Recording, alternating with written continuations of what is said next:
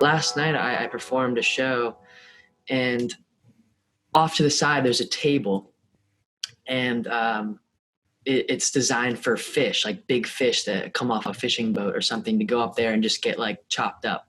And I just remember during the show, like looking over and seeing that. And for the first time, like I haven't felt that way towards a fish before, but I was just like, whoa, like that's literally like a table used to like chop up other animals.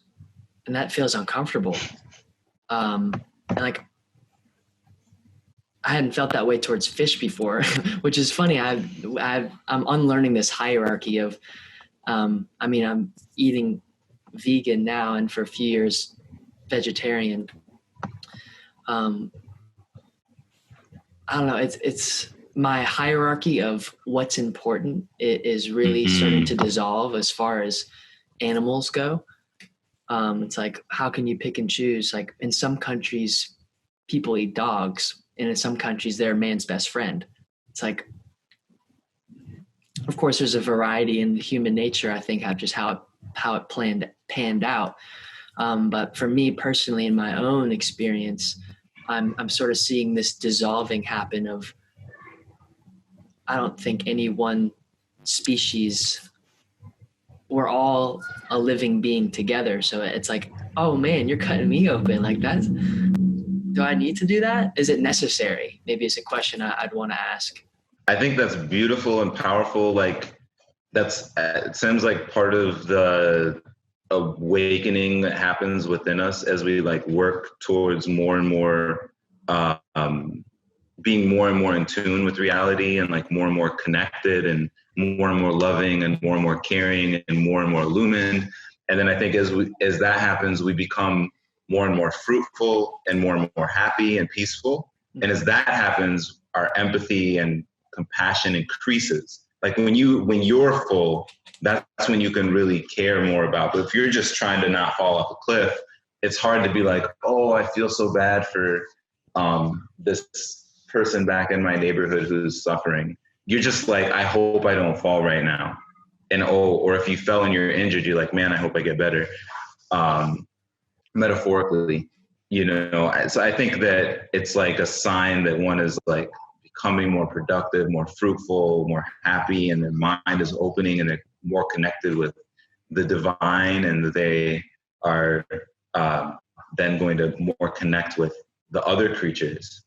Because I think that's a whole topic, a deep topic, I think, of what is human beings' responsibility towards the animal kingdom. Because there's different kingdoms. There's the plant kingdom, the mineral kingdom, plant kingdom, animal kingdom, and humanity. And each of the different kingdoms contains the other, but is also dependent on it. So you literally could never have a single plant that doesn't have minerals. It's dependent upon the mineral kingdom. All these complex processes happen, but then in an animal, they even happen on a more intense level. It has so much more going on. In addition to having the power of growth, an animal has the power of thought too. But all of that thought is based on instinct and survival. But it still expresses, each of these kingdoms express the qualities of God.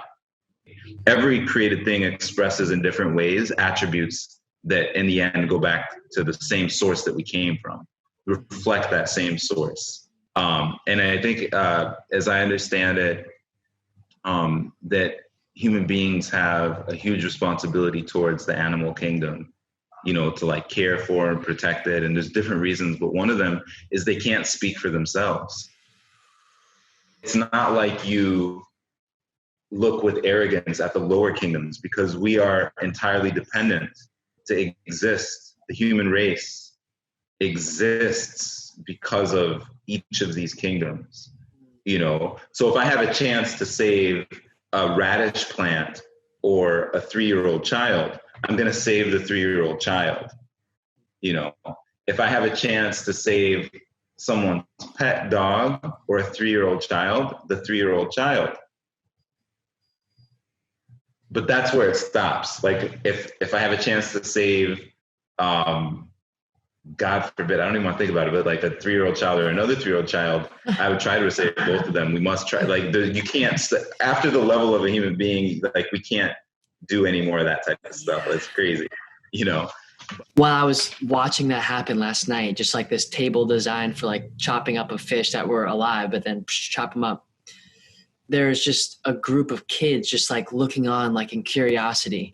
And I was like, oh man, like, and then afterwards, one of the boys was like stabbing the fish because after it's dead and all chopped up. And I was just like, oh man, like that's all normal and desensitized to like that whole thing was just like a science fair experiment for all these kids to watch. And this is, as I was playing a show, I looked over, I was just like, and it hit me. It really did. I was taken back by it, and I wasn't expecting to be taken back by it because in my evolution from eating meat all the time in my upbringing to going more vegetarian and then still eating fish and now eating vegan, like that was one of the first times I can really explicitly feel like, wow, like that makes me uncomfortable.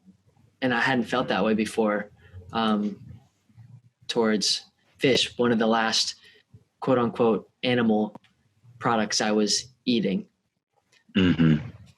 It felt so like out of place from what I was expecting to see, like playing the show out in this beautiful backdrop area to these people and connecting and sharing these songs, and then looking over and like seeing the scene unfold next to me. I was like, that's normal. Yeah. Whoa. What if that was like a human being?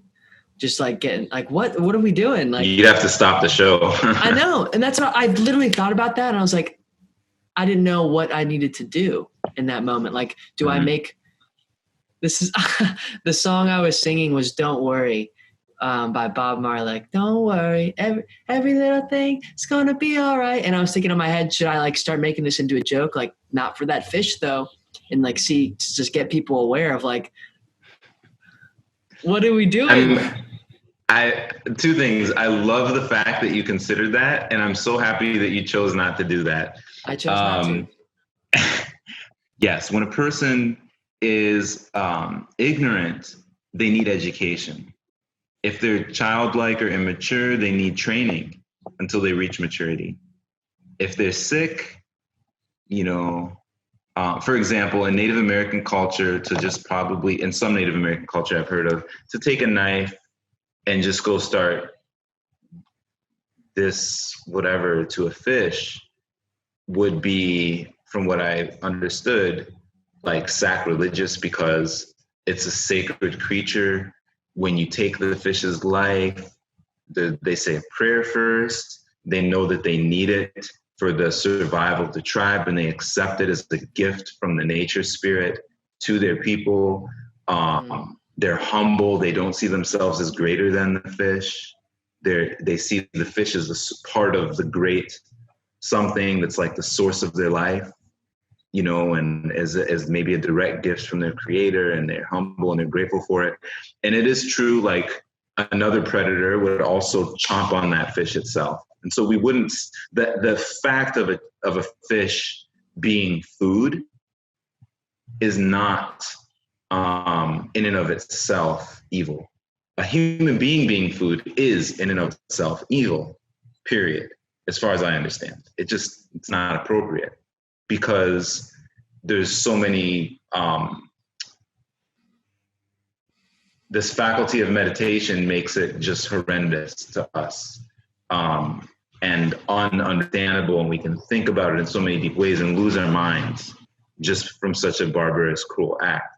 But, you know, a bear will chomp a salmon, and I'm not going to go in a campaign to stop bears from eating salmon because it's like, it's okay. It's part of the system. So the act of a fish suffering such a fate, I think, is okay. However, by a human being and in a disrespectful manner, and then on top of it, that fish stand is connected to a dysfunctional system that's probably depleting the ocean that you might have even been near. And so the whole thing is just entirely sometimes disrespectful, harmful, and completely lacks any kind of like awareness of reality. You know, and so when I see that, it makes me think of what he's saying here is there needs to be training. The sick ones, they need to be cured. So maybe you could say there's the sickness of unawareness. It needs to be cured, but how do you cure that? How do you make someone aware? How could they? I mean, I have so much to learn about these things. Sincerely, I say that, you know, like how does one become aware? There must be no hatred and enmity. And so I think people are pretty forgiving, you know, if you were to do that. But I'm just thinking, I'm sure that in your own reflection, there's ways of reaching them, because people, and also you don't know who the mature ones are in the audience, you know? So like who the audience is would really determine like what could be done for in that situation. And I think, this is my personal understanding at the moment, it's not like the stance of like the Baha'i teachings or anything, but like just thinking about it, like you don't know who the mature ones are there and what the chain reaction is. So like if the goal is to make people aware about, you know, having a more respect and sacredness for living beings and not messing up the minds of children, you know, how does one go about that? So take all the time you need. You're buried underneath all the rivers, rocks, and trees. I'm water when you need sunshine, sunshine. Hey, you're steel. It's nothing real is touched.